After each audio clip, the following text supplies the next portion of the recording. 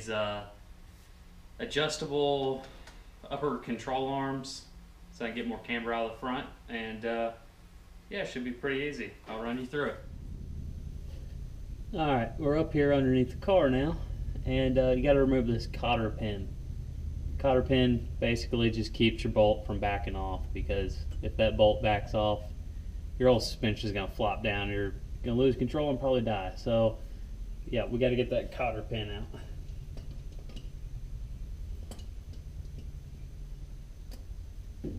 What I usually use to do this is a pair of needle nose pliers, just like a pair of those.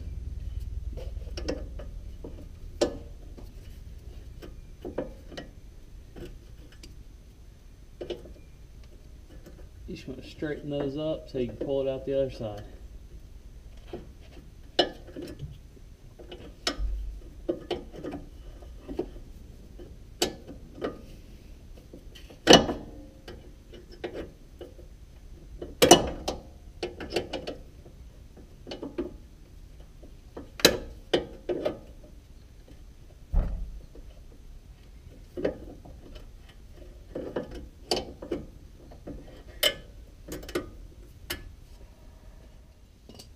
Alright, if your ball joint starts moving when you try to take the nut off, sometimes all you gotta do is just put some pressure on it, use a pry bar.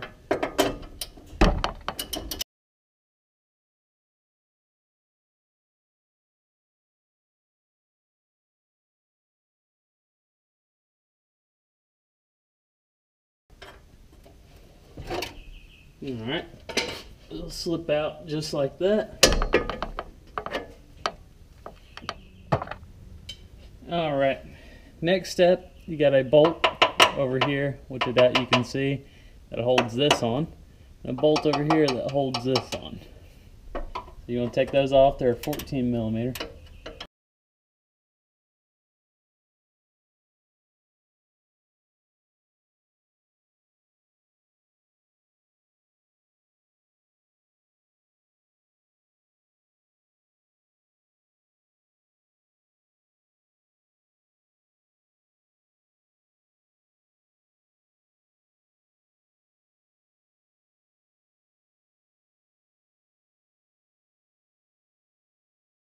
Alright, once you get your bolts out, that's when you want to pull this out.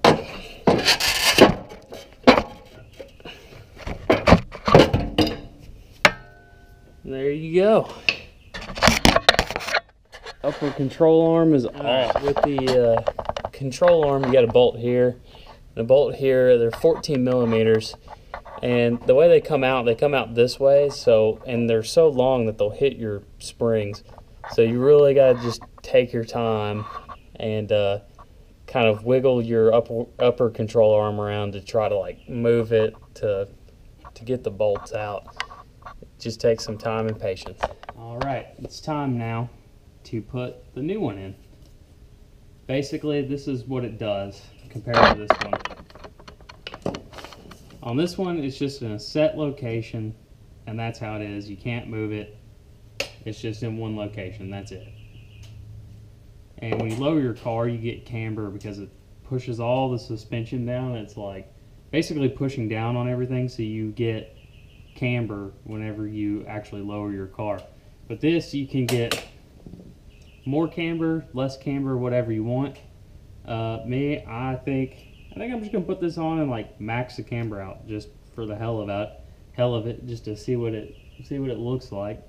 So yeah, I'm gonna take this, I'm guessing move it all the way down, and that would be maxed out camber. So that's what I'm gonna do, is I'm just gonna take this plate.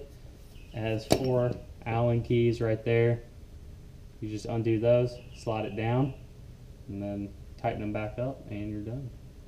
And these do go on a certain side. As you can see, this has an L on it, left side, and the other one has a R on it for right side. So yeah, you have to put them in a certain side, because if you don't, I'm sure they wouldn't even fit. But you know, they could be bad. So yeah, move this camber plate and then we'll reinstall it.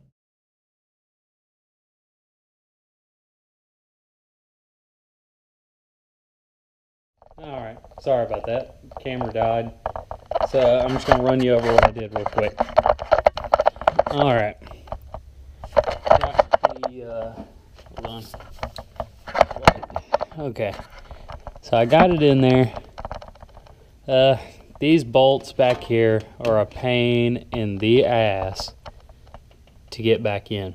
But that one, I couldn't even get it in. So what I did is, and I do not recommend doing this on your daily driver, is I went on the other side where the bolt comes out, like that's where it threads into. It has this little square thing and that threads into it, and it comes out right there. So what I decided to do is remove that square piece and shove the bolt through this way, and then put the piece that it threads into on there.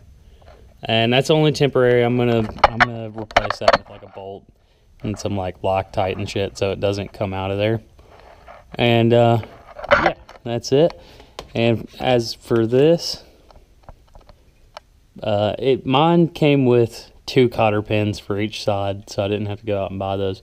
But yeah, you just pretty much put it back in there. It has this metal piece that goes in between here and the thing. I recommend putting that metal piece inside here first, and then just putting the ball joint in there. Put your washer on there.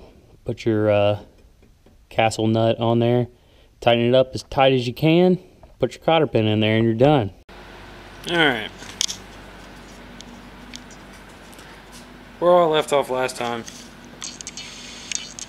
is basically this is where your bolt comes out. It usually comes out from the inside out, and I just busted that complete thing away. I ran the bolt through here to make it easy. That's where that bolt comes through now. Like I said, it used to run out through this way, going that way.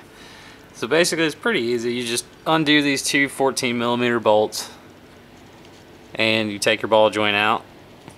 And mine, I cambered it completely out just to see what the max would be when I lower it on the ground. And then you put your king nut on there, and you put your cotter pin through there, and it's about as simple as that. You just, I mean, it's literally 3 bolts. And if you have any trouble getting your ball joint out, you can see where that's kind of dented up right there. I'm gonna knock that back in with a hammer. But if you have any trouble, pry down on the top, and that'll put pressure on it, kind of bind it up so that the nut will come off the ball joint, because that's the problem I had on my passenger side. But yeah, it's pretty easy, and it would actually probably be a lot easier if I would have took the coil out of here, the coilover out of here. That's what I recommend. So if you're doing this at home, I recommend taking your suspension out, and then you won't have to run your nut backwards like I did. And I don't recommend running the nut backwards, but I mean, this is a drift car, so I'm not really worried about it. If I was daily driving it, I wouldn't do it that way, but yeah. Alright, just got done installing the upper control arms from TruHart, and it gives you quite a bit of camber. Sorry, trying to miss some mud there. It gives you quite a bit of camber. I'm not really going to be running it like this freaking hard with camber. I just really wanted to show you guys like how much adjustment you could get out of it. Pretty good.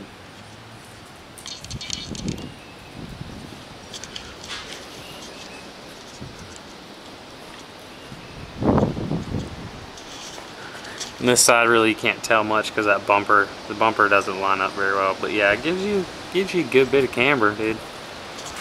Definitely recommend them. It seems like a good quality piece. And yeah, that's it for the install. Hope you guys enjoyed, and we'll see you next time.